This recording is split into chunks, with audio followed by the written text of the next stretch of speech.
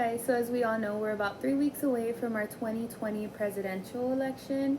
I hope everybody's already registered to vote, and if you haven't already voted, I hope you do plan on doing that pretty soon. No matter what your opinion is, what your thoughts are, your views are, your voice does matter.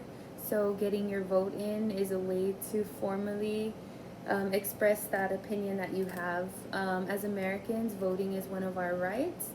Many people in other countries do not have those same rights, so I think as proud Americans, we should exhaust that freedom and that privilege. The legal voting age here in the US is 18 years old. I think that all ages, if you've never voted before, you should definitely register. Whether there's currently no presidential election going on, you should just go out there, be informed, let people know about what's going on. Just become engaged in politics and just stay informed and aware of both local and national political issues. So one reason why people may not vote is because we may not feel that our opinion counts. Our opinion does count and our voice does matter. Our votes do make differences both national and on local levels. For example, in 2000, Gore versus Bush, that vote was very close. It was so close that they had to do a recount actually. So if more people would have gotten out there, so that was such a small difference. So getting those few more people out there would have made that different outcome. Another difference was the turnout between Clinton versus Trump in 2016. Trump ended up winning. He won by a popular electoral vote. So another thing, so depending who you're going for and who you're against, if more people would have gone out, maybe the outcome would have been different. Also, in one city, according to the University of Texas, about only 15% of registered voters came out to vote. I mean, locally, voters do make a bigger difference. The less voters that come out, the more likely those appointed officials, well, the ones that they actually vote for, will actually be appointed.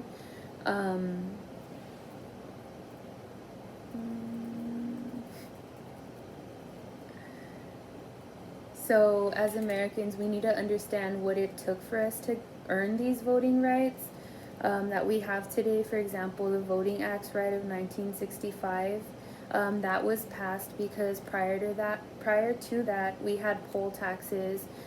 These taxes, they were not based off of an income. They were just taxes. They were just trying to get people scared to pay money to be able to vote. People wanted to express their opinion, but they didn't want to pay that money that it took. They also required literacy tests, so if people weren't able to read, they were not going to be able to cast a ballot, so that deterred people.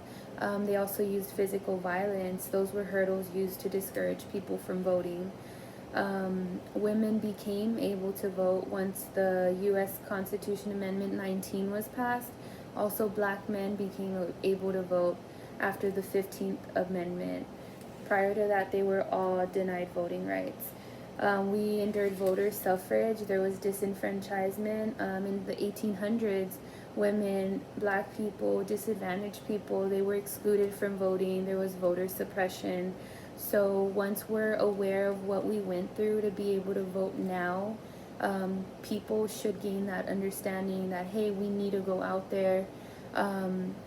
It's our right, it's part of our freedom, so we should take action in doing that. I think one way to encourage people to vote is to make sure everybody's actually registered to vote. One way that people can become registered to vote, for example, like on our 18th birthday.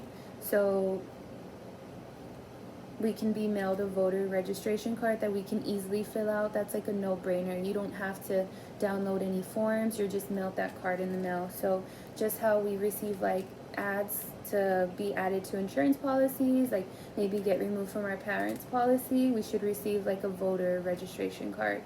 It's a very simple yet effective way and reminder that we can do our part. Another way would be when we're applying for a driver's license or maybe making some changes at the DMV, we can become registered to vote. So when we're filling out those forms, just how it asks us to become an organ donor, it should ask us if we want to become registered to vote. So since we're already there, again, it's not something that we have to go out of our way to do. There's no extra forms, extra paperwork to mail in. It's all included. So I think the problem here is that Americans are just not registering to vote, and we can do our part just locally, just remind people to vote, or I'm sorry, remind people to actually register to vote, just spread awareness on the importance of voting.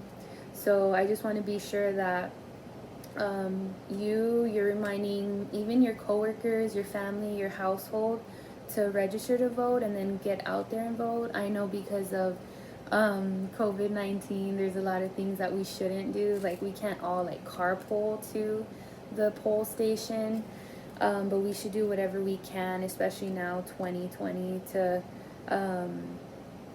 voice our opinion and put that vote in. So if you're old enough, if you're 18, you're old enough to get into a club, so why can't you be old enough and responsible enough to vote? So I hope everybody's doing their part. Thank you.